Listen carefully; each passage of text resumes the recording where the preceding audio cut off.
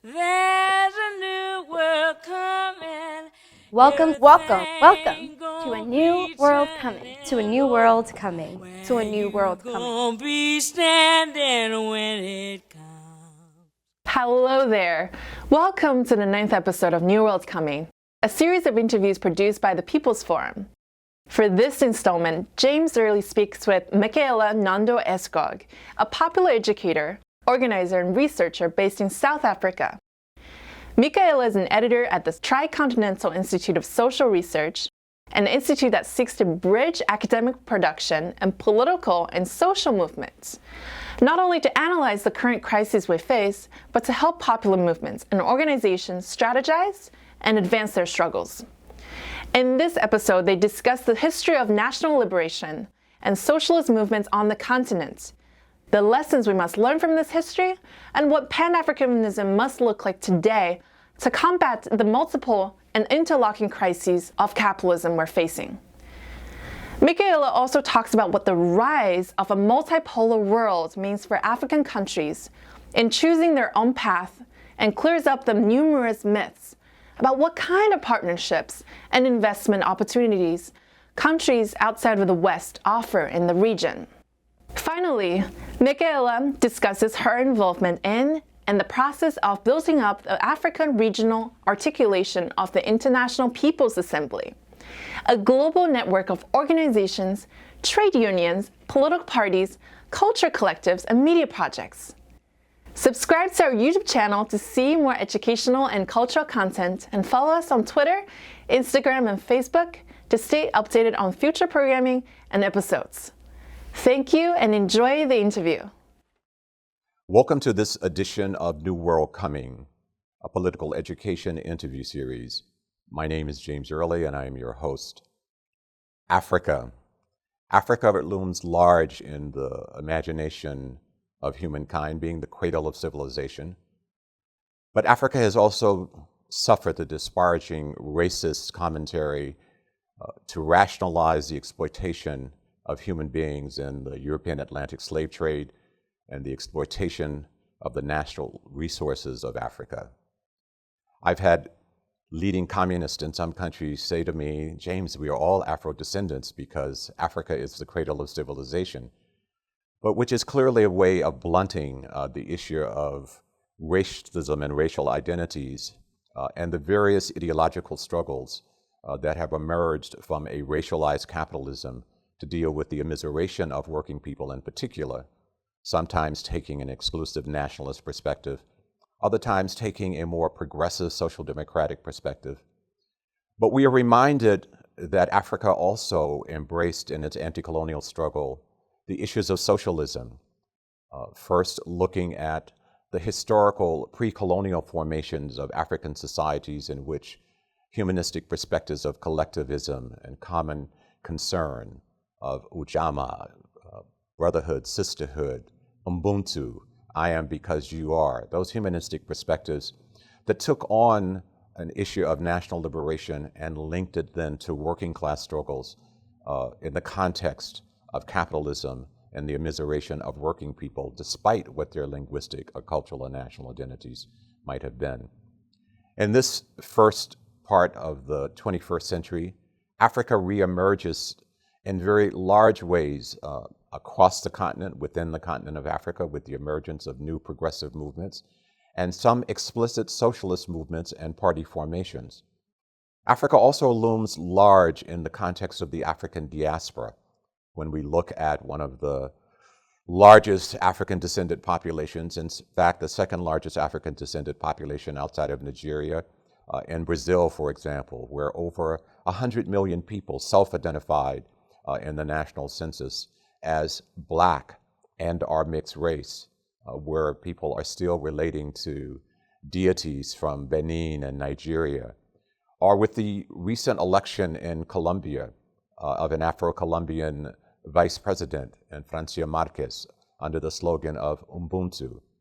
We also see it in the context of the community of Latin American and Caribbean nations, where the issues of reparations and the connection to the transatlantic slavery and the immiseration that came from that, which still holds fast in the indices of poverty, disease, incarceration, abuse of women.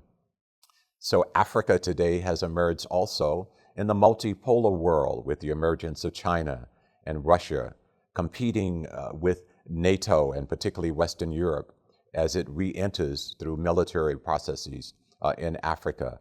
And as Russia and China are involved in development projects in Africa. A lot of controversy, a lot of misinformation, a lot of assumptions. Today, we're very excited to have someone who can give us some insight on these intercontinental developments of progressive and socialist movements and the connection to the multipolar world that has emerged, and also connections to these discussions in the African diaspora. We are very excited to have Mikaela Nhondo Erskog. Welcome. From the Tricontinental Institute for Social Research, please introduce yourself. Tell us who you are, what your work is before we get into some of these content questions. Sure, thank you so much. I'm really excited to be joining you all, and I'm glad that we're having this conversation at this particular moment in time. So I'm Mikaela. I am a researcher and editor at the Tricontinental Institute for Social Research, which we've been operational for now 5 years. It's actually our 5-year anniversary this year.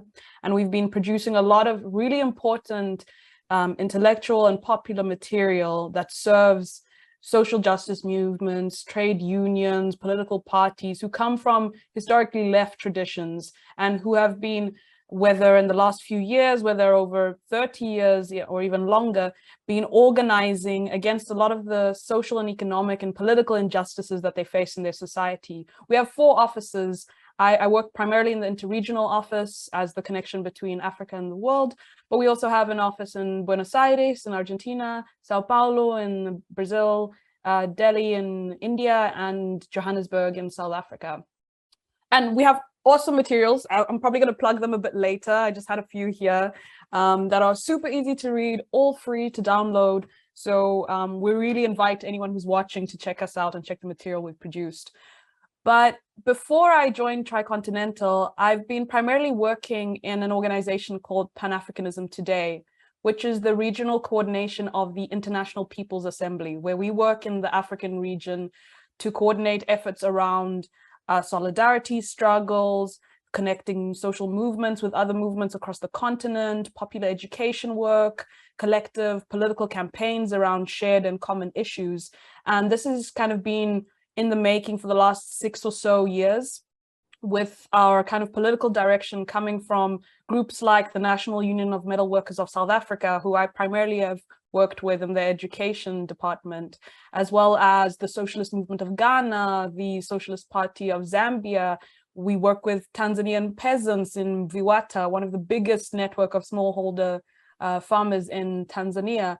And so part of my work still, and prior to Tricon, has been working within the Secretariat around issues of research, education, media, and different international work. And then the last 2 things maybe I just want to plug is, you know, as an activist, your hats are many.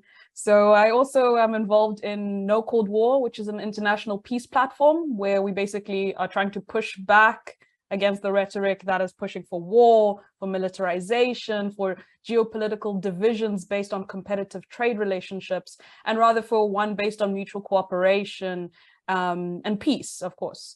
And lastly, I also am a member of the Dongsheng Collective, which is a group of international researchers we came around March in 2020 or May in 2020, we were formed.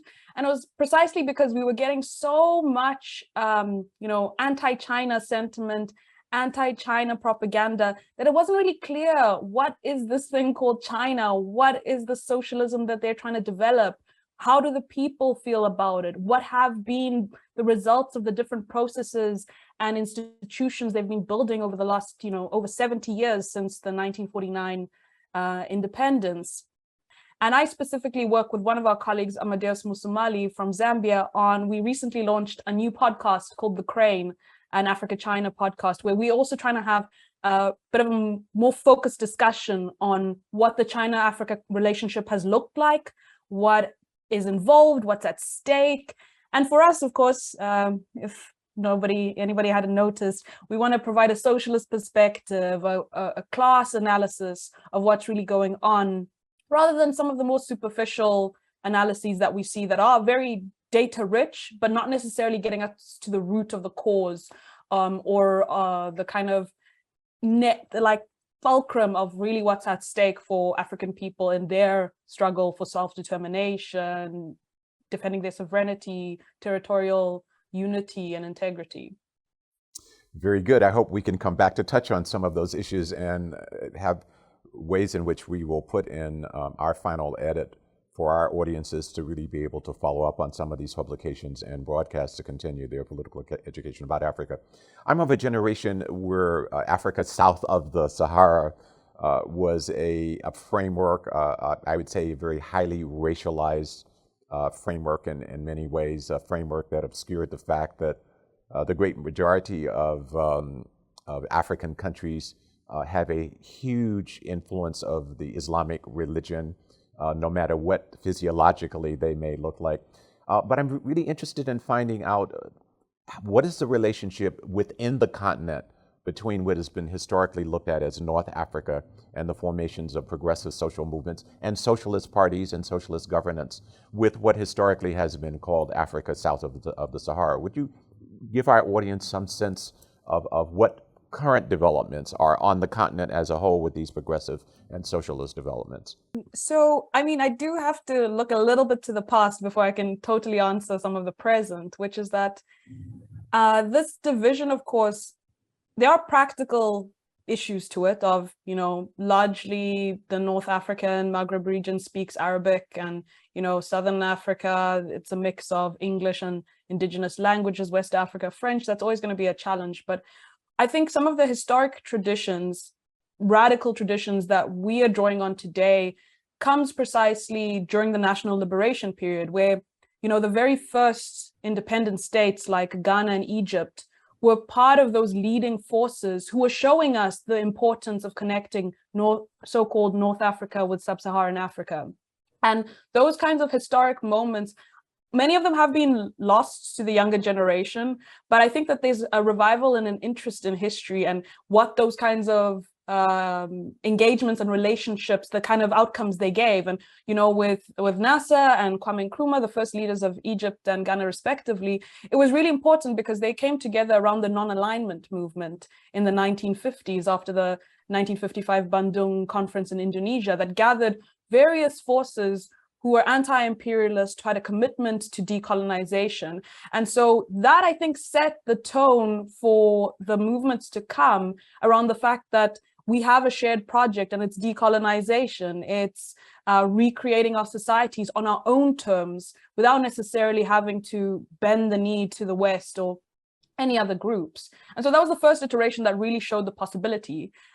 And so we draw on some of those traditions, and it's enabled us to connect with, for example, so contemporarily, part of the work of Pan-Africanism today was we had to just go around and meet different groups. We had to go and call people, talk to people. You hear about a socialist formation or somebody doing key strategic work in working class or mass movements on the continent.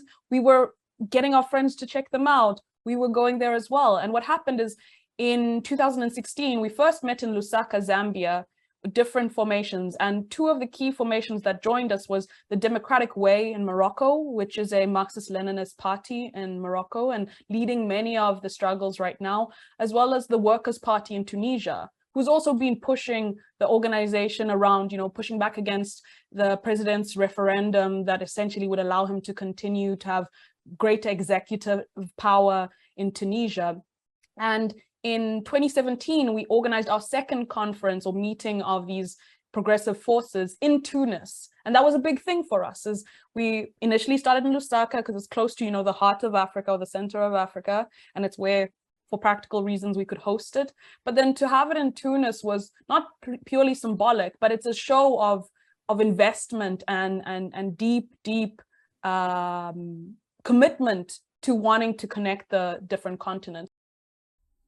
That historical backdrop, I think, is very important, particularly for this generation in fighting neoliberal capitalism and its various sociological expressions, I might say, whether one is woman, whether one is LGBTQ or Black or indigenous or transgendered, and where there's a lot of confusion. But there's another historical reference I think important I'd like to get your views on, and that is, for example, in '57 with the emergence of Ghana as the first sub-Saharan anti-colonial victory, early '60s, what, '61 or so with Tanganyika, with Julius Nyerere, this issue of pre-colonial socialist perspectives within African mass societies, trying to extract from those histories of a new self-determination in a contemporary context, not trying to go back to pre-colonial Africa, but trying to extract. And so these discussions of African socialism that also at some point intersected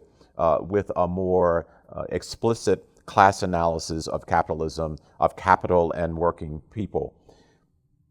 Does that factor into Africa today?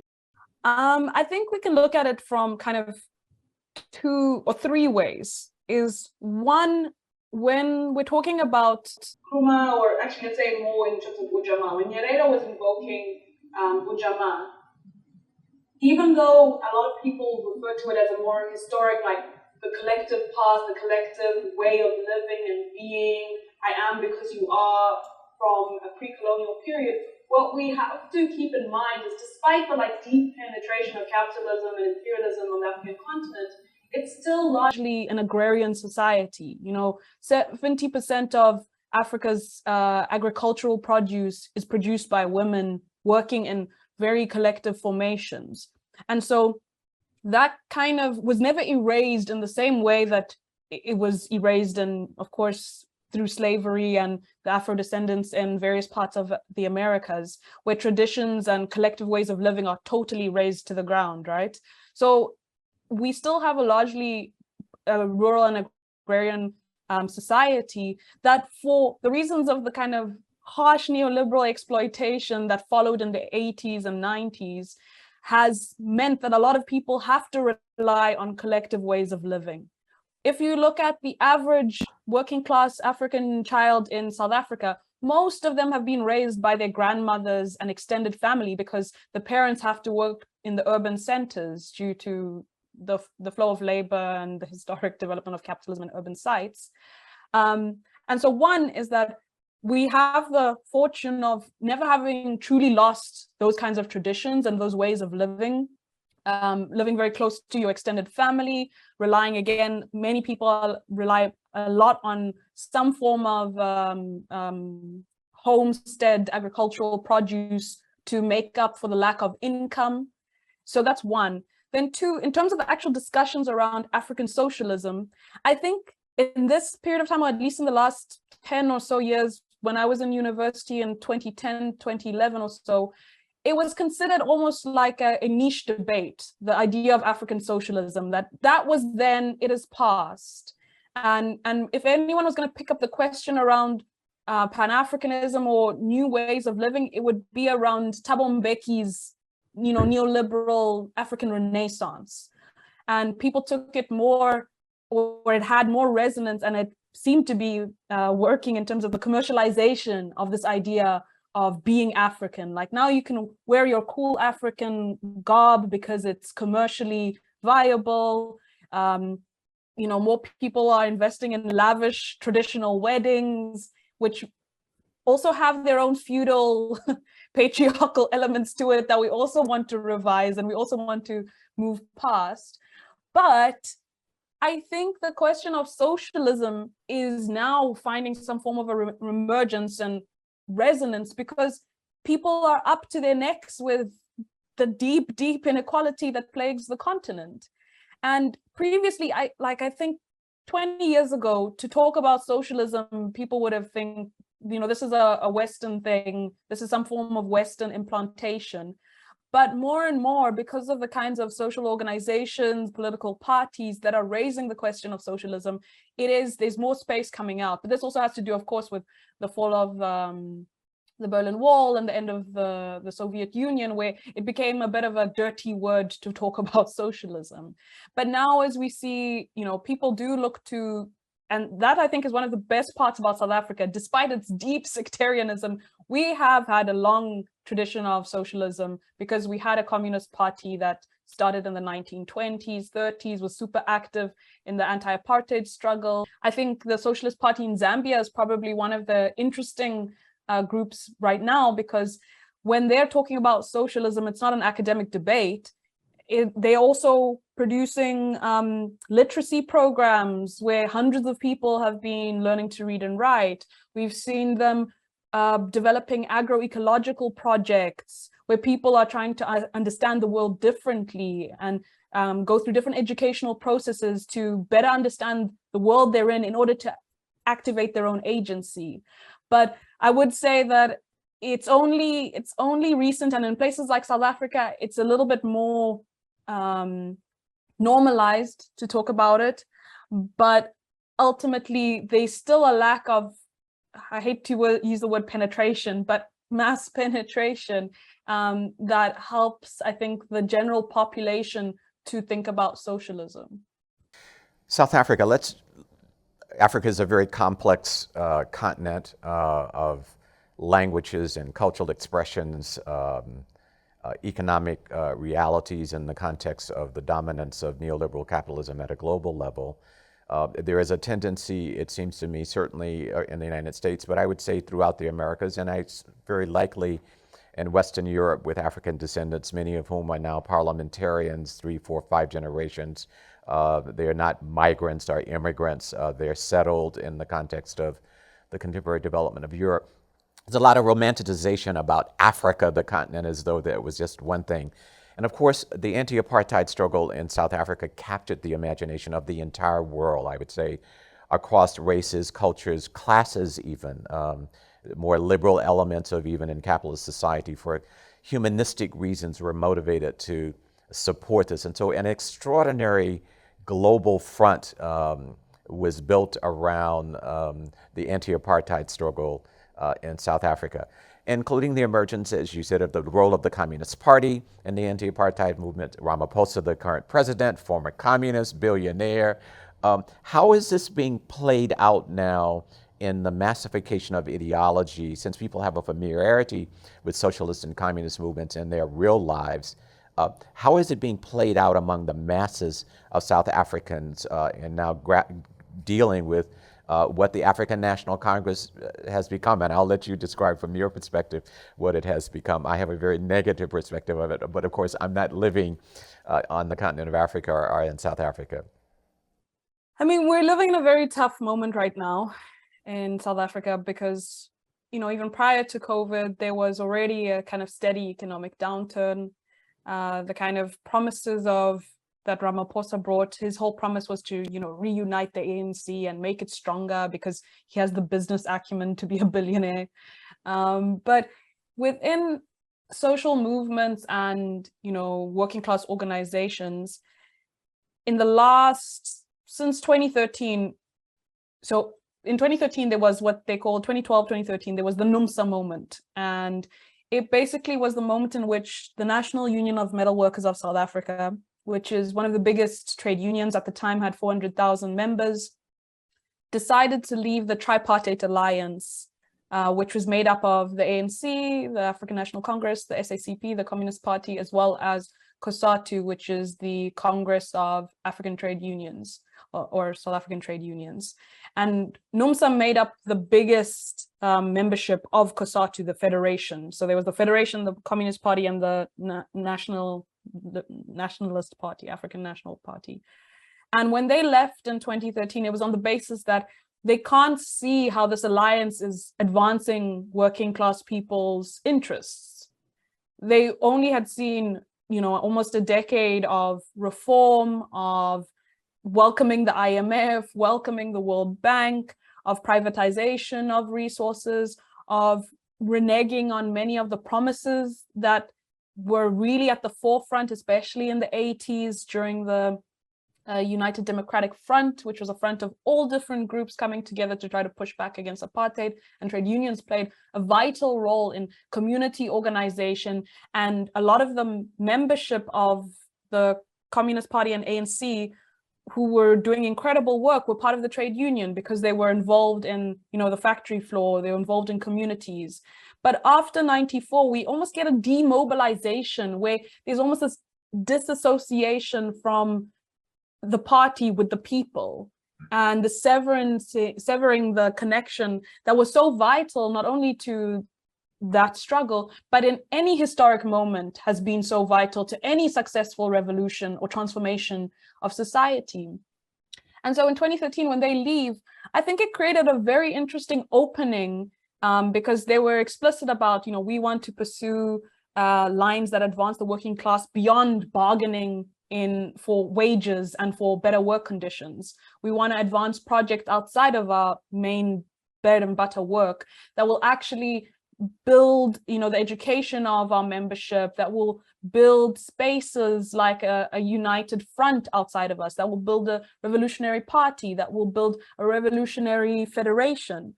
And many gains have been made in the last few years, and part of where some of us come in is because they needed more educational support, because they were cut off of the networks, international networks, the educational infrastructure prior to leaving the tripartite alliance. And so we see, I think, they opened up, I think, a bigger discourse, not only in the bourgeois public sphere, but amongst the membership, because the membership agreed to it. It wasn't the leaders who agreed to leave. It had to go through the different working class units, through the shop stewards, through the different factory councils, in order for the decision to be made. So it was built on consensus of hundreds and thousands of people, right?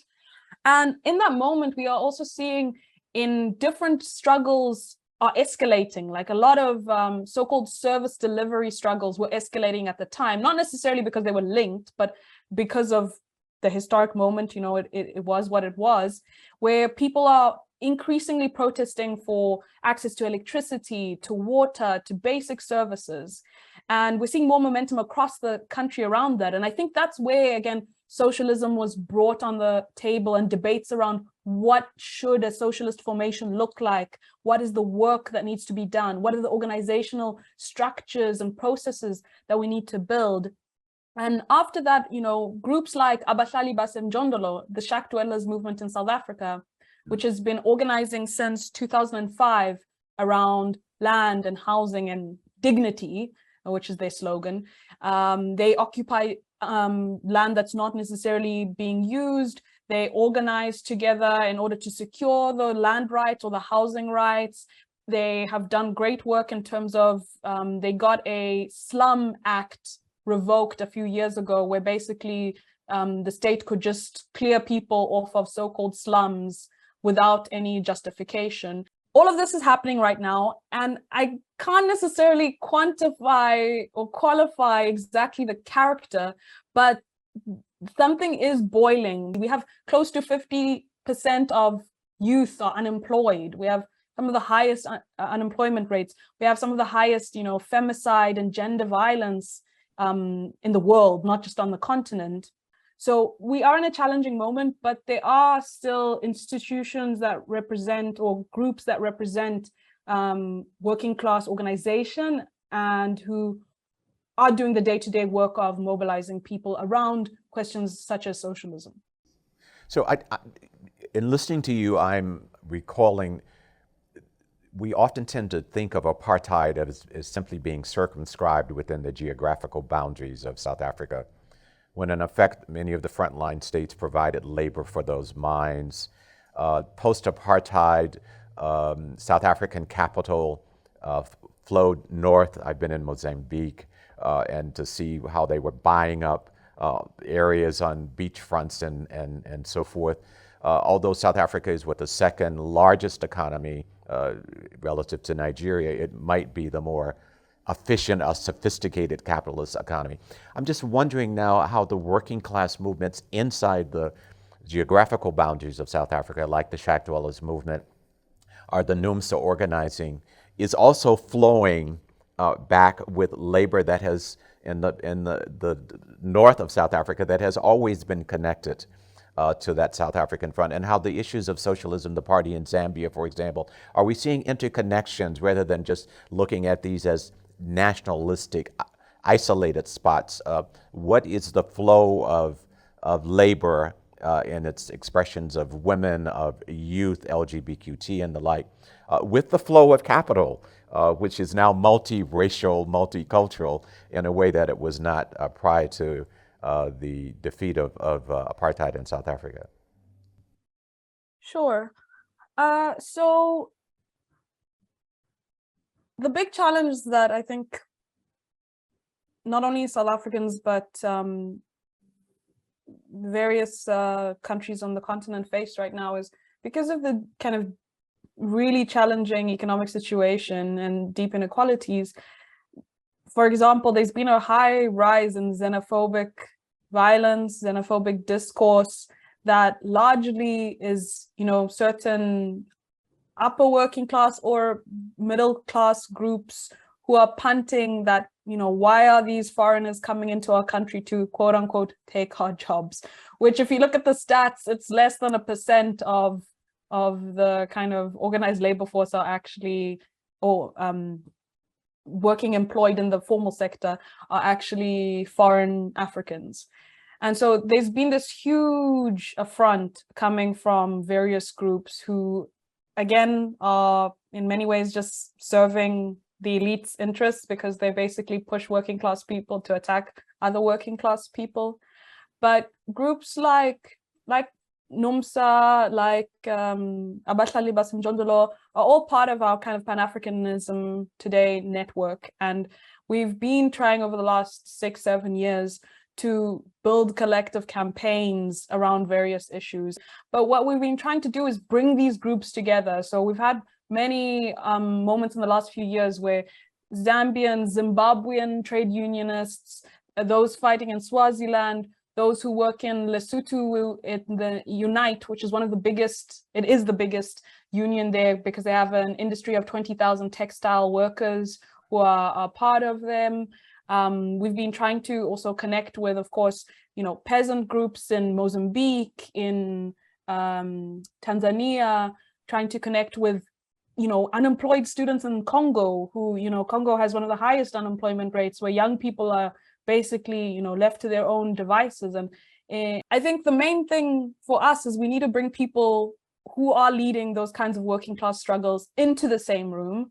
We need to develop collective works, collective campaigns, as well as support the different campaigns. Support Zambia's call for, bicycles. It was last year or the year before, the Zambian Socialist Party was calling, hey, if we need bicycles, if we can get some bicycles, we can get people to the places they need to get to, we can organize better, we can be more efficient in our campaign against capitalism in that region. And so I think just education has played a massive role in that. Exchange has played a massive role in that, as well as, even though conferences are no supplement for the day-to-day work of having to call somebody in Zambia and say, hey, listen, I heard this happened in the news, what can we do for you? Those conferences, such as the last one that we had, that I met you there for the first time in Winneba in 2018, we had one of the biggest gatherings by grassroots movements of their own accord in history. But what was really great about it is what came out of it was this clear agreement that we can't build any kind of reform or nice capitalism. We actually have to build a Pan-African socialist agenda. And again, we are doing that through education, organization, interaction, and various media and communications work in order to, intervene in the battle of ideas. But I think that for us is the primary way we're trying to build those bridges and that historic destiny that we already have, because the same minds that, exploited South African laborers, that divided the country, that built the basis for industrial capitalism, made the same kind of use of Mozambican labor, Malawian labor, Zimbabwean labor, Zambian labor. And so right now, actually, NUMSA, they have a strong focus right now on organizational rights, particularly in mining, because from 2016 or so, they started to organize not only across the supply chain, so not just in metal work, but the cleaners who might work at the same factory, the suppliers of food, the transport systems, but now also in various key sectors in society, such as mining, such as services. And I think that really does help for people to make that click that there's something structural going on that no amount of reform is going to address. You referenced Pan-Africanism. One of the developments from the European transatlantic slave trade was the millions and millions of enslaved men, women, young people brought to the Americas with the emergence of the New World, the really flowering of the maturation of capitalism, the intersection of a racialized capitalism, and where these Africans, for the most part, were the major labor force, a commodified labor force with indigenous populations here. And then with the post-anti-colonial, well, even during the period of colonialism and post-colonialism, the outward migrations of Africans into Europe, Amilcar Cabral being one of the classic examples, a great poet, great soccer player, who took that knowledge from the colonial universities and returned home to engage in revolutionary warfare against the Portuguese. And we see now the brain drain of Africa to Australia, to Canada, to the United States, to Western Europe. And we see now multiple generations of these African descendants becoming citizens in these places, but looking back to Africa, sometimes very romantically, but also many of them explicitly inhabiting neo-capitalist perspectives of development in Africa. The African Union has emerged with its discussion of the sixth region to involve some of these African descendants in the development of Africa, having very little to say about the struggles of African descendants. For example, in Colombia, where Afro-Colombians have been the victims of tremendous day-to-day violence, or in the case of Brazil, where over half the population is of self-identified Afro-descendants and mixed race who suffer incarceration, and young men are being slaughtered. And the point is that many people inhabit the rubric of Pan-Africanism, of this romance with Africa. And I'm wondering to what extent are progressive and socialist movements in contemporary Africa also extending into the diaspora, into Europe, in these discourses and this competition for whether we will have a working class socialist transformation development with these African descendants, or whether they will simply be captured into these neoliberal developmental paradigms, these hierarchies in which elites like Ramaphosa, having come out of the Communist Party, emerge as a head of state, but really is objectively not dealing with working class needs. If I'm honest, in terms of the popular understanding of the relationship between the diaspora, a lot of people, I think, would draw on almost more recent experiences. So those who have to leave their countries to go work elsewhere in the world, those, for the young people of Africa, would be considered the kind of basis for the diaspora initially. So, for example, Cape Verde, in the last 20 years, most Cape Verdeans live outside of the country or of the island, because they have to pursue other work opportunities. And so I think the first would be, we do need to have, I think, a more critical and more involved discussion about our relationship with Afro-descendants of the long durée. And that, of course, comes out of people's processes and people's interactive processes, you know. But it is also up to us to make the connections and make the connections real, tangible, and identifiably common.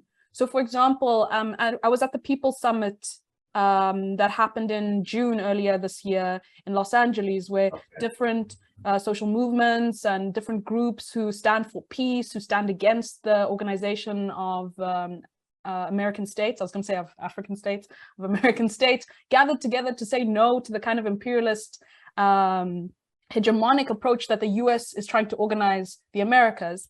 And one of the groups I met with was BAJI, the Black Alliance for Just Immigration, right? And one of the things that was really remarkable is talking to their membership was the fact that we need to talk about how migrants leaving Africa arrive there and how we create those connections to explain not only why, but to organize in Africa in a way that connects to how you are organizing. Because of course they have practical ways where they're trying to make sure that people aren't incarcerated, that there's support, that people are not treated fairly by the laws in the USA. But we need to move beyond our bread and butter to see how these are kind of global strings that are pulling us all in the same direction. And I think this goes for things like, I was at another summit. It just so happened June was very busy. I was also at the Peace Summit in Spain, where in Madrid, different peace activists were gathering from across Europe to protest the NATO summit. And whilst at the event, it was so troubling but illuminating that it was held on a Saturday, the week before the NATO summit. There were a lot of discussions. There was a march on the Sunday, but on the Friday, there were around 2,000 African migrants who were trying to cross from Melilla in north of Morocco, which is actually a Spanish territory or enclave, still a colony of sorts, and who were treated with brute violence. I think it was around 40 is the current estimate of people, around 45 people who were killed in the process, who right now don't have any justice, and many, many more who were injured, who are not going to get any justice.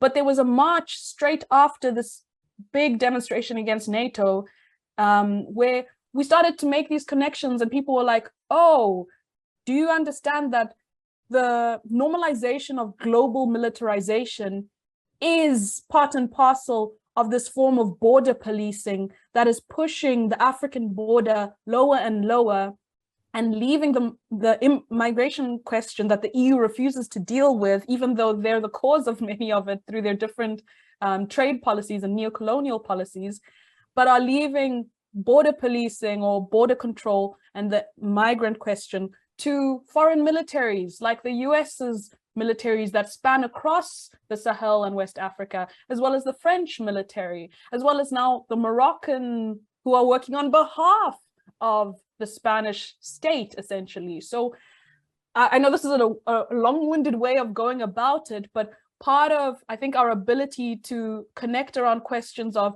repatriation, of the sixth region and the diaspora is to understand how the connections are still living. Because in many ways, I think when we create these regions, it's almost like it's a region of its own with its own things, but not necessarily it's living and organic connections that endure today, and how we need to connect those various struggles so that when Afro-Colombians are calling for peace and are trying to, also at the same time call for socialism, then that says something to us that the process there requires an alternative that capitalism can't deal with, and that relates to what's happening in our own struggles.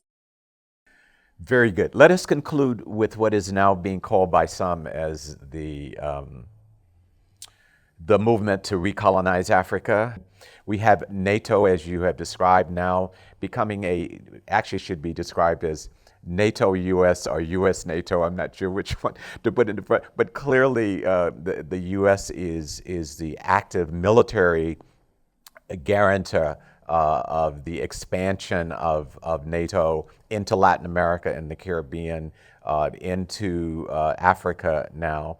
And we have the emergence of a multipolar world, which Tricontinental has been a very central resource in helping in political education to understand these new dynamics going on in the world, with the role of China in developmental projects in Africa, Russia in developmental projects in Africa, the rise of the BRICS countries, Brazil, Russia, India, China.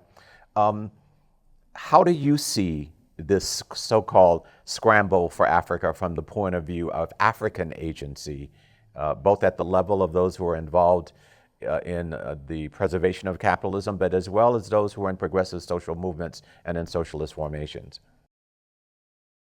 Ooh, no, that's a big one. It's a huge challenge, and I'm going to try in a short amount of time to speak to some of the elements that you've raised, maybe not all of them, but at Tricontinental, we have many materials that cover it in case I don't. Excellent. But Okay, firstly, I think let's talk about this Ukraine moment and what it's kind of opened up. Is aside from the fact that, we saw the racist treatment of African students, we saw Zelensky's failed attempt to court African heads of state. He tried to hold a meeting with the members of the African Union, and only 4 people showed up, basically, showing that 93% of the African Union heads of states rejected having a meeting. We saw how most African nations rejected the UN resolution for sanctions against Russia. And we saw that even with the first UN resolution with the Ukraine war, about almost 50% of African heads of state, either in one way or another, basically didn't vote yes and didn't favor the US, NATO, or Western NATO position, either through abstention or not participating, or, Eritrea was the only one to actually say outright no. But we are seeing a shift, even at the level of states who don't necessarily have the people's interests of Africa at heart, but who understand that war will only worsen the economic situation, the political situation in our countries. And we've already seen this with the wheat prices, where it's around 33 low-income African countries who rely on at least 1/3 of their wheat coming from Ukraine and Russia combined. So, Africans or African heads of state, at minimum, are showing some form of a sentiment of non-alignment, which could be an opportunity for not only for us to show how the West does not show the way, the US is not the example we want to follow, but is also creating space for us to define our own agenda and our own path, if you will. But part of that is also the rise of China, where in the last 2 decades, we've seen this massive rise of China, where if you look at purchasing parity, the purchasing parity index is the global economic leader. But China, of course, is also, in the last 20 years, rapidly increased its relationship with the African continent, where it is our largest bilateral trader with the continent at around, I think it's now 254 billion, up 35% from 2020 to 2021, which is relatively, remarkable considering the COVID pandemic. But the important thing, I think, to raise about China is there's been a lot of, anti-China sentiment that comes from the West and is replicated in the media in Africa. Just before the Forum on China-Africa Cooperation Forum met in November of 2021, where basically many heads of states who have an agreement with China, they come to the same room and they develop various proposals on future collaboration in terms of trade, exchange, education, green technology, etc. And in that moment, a month before this meeting met, there was this wild report going viral across Africa about how China was going to seize Uganda's airport, international airport, Entebbe. And it was completely false. It was completely had no factual basis. When people examined it, the likes of Vijay Prashad, the director of Tricon, has written a couple of articles about it. When they looked at the agreement, they saw that there was no seizure of property. But every time China is increasing its relationship with Africa, we find these stories coming up that have no factual basis. But why I raise this is to say that in many ways, China has given us different options, different possibilities, different choices. And whether or not you agree with China and its politics, that is something that Africa hasn't had prior to this moment. We've had to go begging for loans from Western entities, from Western financial institutions that then tell us what we need to do with our economies, that direct our policies, not even, subtly, overtly say, you need to privatize, you need to stop spending so much on social services. This is in a continent where at least 50% of African countries have been servicing their debts in the last 3-4 decades, more than they spend on other social goods. In 6 of the most populous countries, Zambia included, they pay more to debt servicing than they do to education and various forms of social spending. So with China on the scene, even though that there are 1 or 2 countries that have levels of high loan agreements, these are still loan agreements with China, that is, these are still relatively small compared to the Western agreements. One, they also are different because they don't have any conditionalities. They have longer maturity periods. They have lower interest rates, as well as some have been, tied to infrastructural projects and various other forms that, again, give Africans options. When we have more options, we can better leverage the kinds of proposals we want to push forward on our own accord. And I think that is a sentiment that's resonating more and more. But ultimately, it is up to our working class struggles and organizations to shift the mandate nationally, because ultimately, sadly, bodies like the African Union are made up of heads of state. It's not a mass movement-based organization. That is why we are trying to build these kinds of grassroots, mass-based, international forms of organization amongst the working class, because ultimately we aren't represented at the level of the African Union and other regional, state and governmental bodies.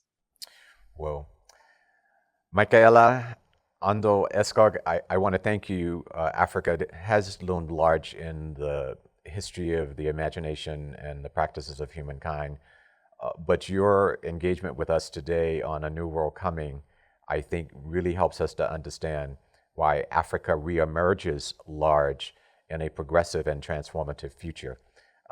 I wonder if there's any last word of how we can be in solidarity, those of us not just African descendants, but people who are earnestly moved by humanistic interests, people who are formally see themselves as progressives, and certainly those who are looking to overcome neoliberal capitalism and to develop plural expressions of socialism. How can we be in more solidarity with these progressive and socialist developments on the continent of Africa? Sure. I think I can think of at least 3 tasks. Is one, the main thing that everyone needs to start doing is you have to educate yourself about the African continent. This is, a huge continent, 1.4 billion. We have some of the richest mineral resources. We have some of the most, as you said, diverse cultures, histories, etc. But one is to just get a kind of basic understanding of the vastness of the continent and the various ways in which the people have to struggle for better situation.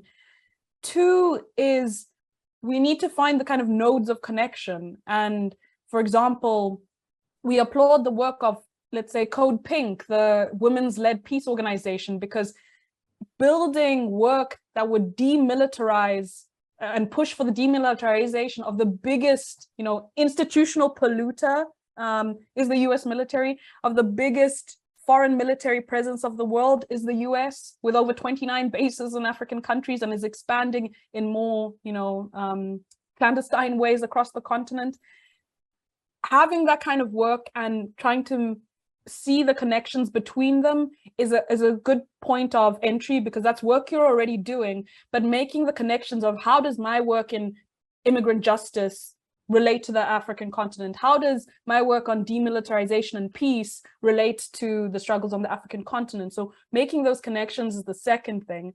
And then I think the third thing is around, I guess it is about providing platforms like you've provided for me to Africans to engage with other groups across the world. Just providing a platform where we're able to share our struggles and collectively think about the work that needs to be done in order to collectively build a process for work that will be mutually beneficial is, I think, part of the work that we're struggling with now and that we want to advance, especially in the International People's Assembly, where we have over 200 organizations who are trying to build these collective practices, not only to unify us, but to produce outcomes that support one another.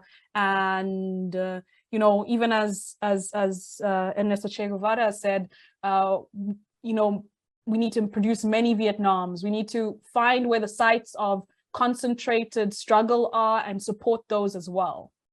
Mikaela Nhondo Erskog, I really want to thank you for an extraordinary political education that you provided for us about Africa and this first part of the 21st century, what is going on inside the continent of Africa, and Africa's relationship to what is going on in the emergence of a multipolar world. Thank you so much. Thank you so much for having me. It was great to talk to you, and I'm looking forward to the future work where we can collaborate and conspire for a socialist world. Thank you so much for tuning in for this interview with James Early and Mikaela Nhondo Erskog, who's an editor and researcher with the Tricontinental Institute for Social Research and a member of the International People's Assembly.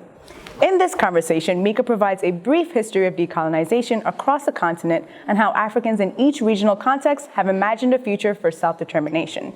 They also discuss the legacy of exploitation and extraction in African countries and how the latest rise in economic crisis is forcing people to consider alternatives to traditional neoliberal development projects. They also discuss how the emergence of a multipolar world presents African countries with different options for investment and international collaboration. Finally, Mikaela talks about her work building out a network of social movements, trade unions, and political parties and organizations across Africa as part of the International People's Assembly, and how the histories of national liberation movements and socialist projects leave a clear historical path towards rejecting the current capitalist system that for so long has exploited the continent and its resources.